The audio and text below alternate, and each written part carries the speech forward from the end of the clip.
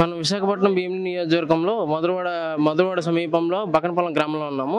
ఇక్కడ ఒక విషాద ఘటన చోటు చేసుకుంది. 22 ఏళ్ల వయసున్న పోతిన సాయి కుమార్ అనే బాలుడిని ఇక్కడి నుంచి తీసుకెళ్లి తూర్పుగోదావరి జిల్లా దగ్గరలో ఒక వ్యక్తి ఆయన్ని హత్య చేశాడని చెప్పేసి పోలీసులు తెలుపుతున్నారు. అసలు ఏం జరిగింది అని వాళ్ళ స్నేహితుల్ని వాళ్ళ బంధుమిత్రుల్ని అడిగి తెలుసుకుందాం. ఒకసారి రండి నాతో పాటు. Avira Women's Day special offer 50% off on IUI IVF valid till 8th March. అసలు 22 ఏళ్ల వయసున్న పోతిన సాయి కుమార్ హత్య ఎలా జరిగింది, అసలు దీని వెనకాల మీకు ఎటువంటి అనుమానాలు ఉన్నాయి, మీరు ఎప్పుడు పోలీస్ కంప్లైంట్ ఇచ్చారు, అసలు ఏం జరిగింది అనేది ఒకసారి మీరు చెప్పండి.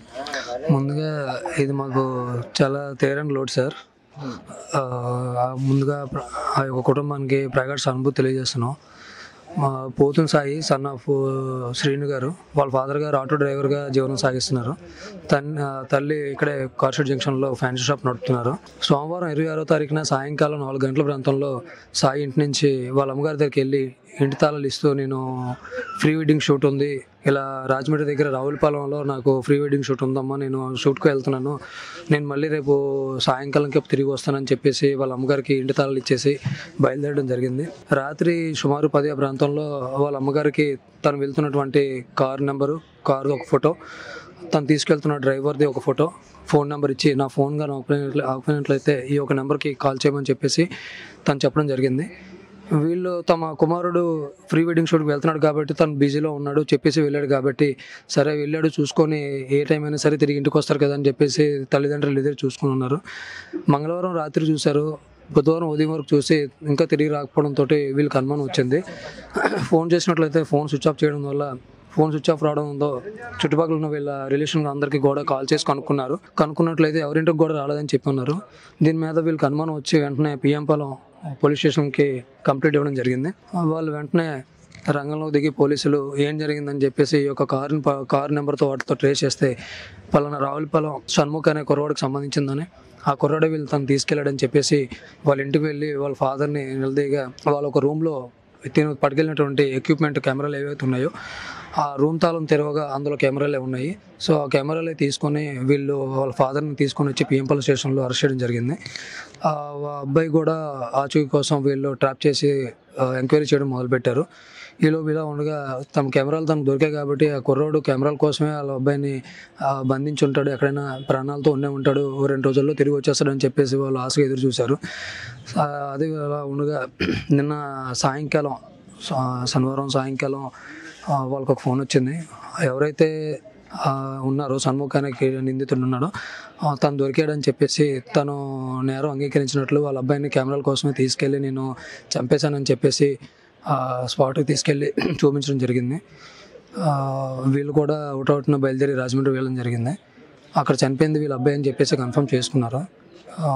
పోలీసులు మిగతా అధికారులు అందరూ కూడా అక్కడ పోస్ట్ మార్టం మిగతా కార్యక్రమాలను చూస్తున్నారు. సాయంకాలంకి ఏమైనా ఇంటికి ఉదయం తీసుకొస్తారని చెప్పేసి మీరు చూస్తున్నాను. పోలీస్ కంప్లైంట్ మీరు ఏ రోజు ఇచ్చారు, మనిషి కనబట్టలేదని? బుధవారం ఇచ్చారండి. అంటే తను మంగళవారం సాయంకాలంకి వస్తానని చెప్పేసి సాయి ఇంటి దగ్గర నుంచి వెళ్ళాడు. బుధవారం ఉదయం చూశారు, రాకపోయేసరికి అందరికీ చుట్టుపక్కల వాళ్ళ రిలేషన్ అందరికి కూడా కాల్ చేస్తే మా దగ్గర రాలేదు, మాకు కూడా ఇలా రాజమండ్రి వెళ్తున్నాను, ప్రీ వెడ్డింగ్ షూట్ ఉందని చెప్పేసి అందరికీ చెప్పి ఉన్నాడు, వాళ్ళ ఫ్రెండ్స్కి కూడాను. సో వీళ్ళు అనుమానం వచ్చి ఇంకా రాకపోవడంతో తను పెట్టిన కారు నెంబరు ఇవన్నీ పెట్టాడు కాబట్టి పోలీస్ స్టేషన్కి వెళ్ళి కంప్లైంట్ ఇచ్చారు. తను ఇచ్చిన వివరాలు బట్టి పోలీసులు కేసు నమోదు చేసుకొని ఎంక్వైరీ చేయడం మొదలుపెట్టారు. ఇలా ఎంక్వైరీ చేయగానే ఇంతకుముందు కూడా ఆ షణ్ముఖ్ అనే కుర్రోడ్ మీద ఇంతకుముందు కూడా పాత కంప్లైంట్ కేసులు ఉన్నాయని చెప్పేసి కూడా డౌట్ వచ్చింది. వాళ్ళ తండ్రి పేరు కూడా ఒక 2-3 కేసులు అని చెప్పేసి అంటున్నారు.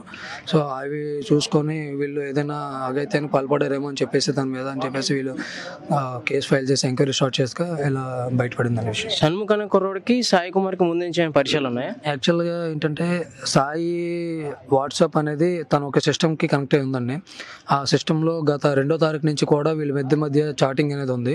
ఆ చాటింగ్లో మాకు ప్రీ వెడ్డింగ్ షూట్ ఉంది, చెయ్యాలి తమ్ముడు నువ్వు, మా వాళ్ళు ఉన్నారు కానీ వీళ్ళు సరిగ్గా చేయలేకపోతున్నారు అంటే వాళ్ళకి అంత తెలియదు, మేము చాలా ఫంక్షన్ చేస్తున్నాము, నీ పేరు బాగా వినిపిస్తుంది అదే చేయాలని చెప్పేసి తను మోటివేట్ చేయడంతో తను కూడా ఫోటోగ్రాఫరే కాబట్టి వాళ్ళు మోటివేట్ చేయడం జరిగింది. దాంతో తను వెళ్తానని చెప్పేసి సరే వస్తానని చెప్పేసి వాళ్ళు కమిట్మెంట్ ఇచ్చారు.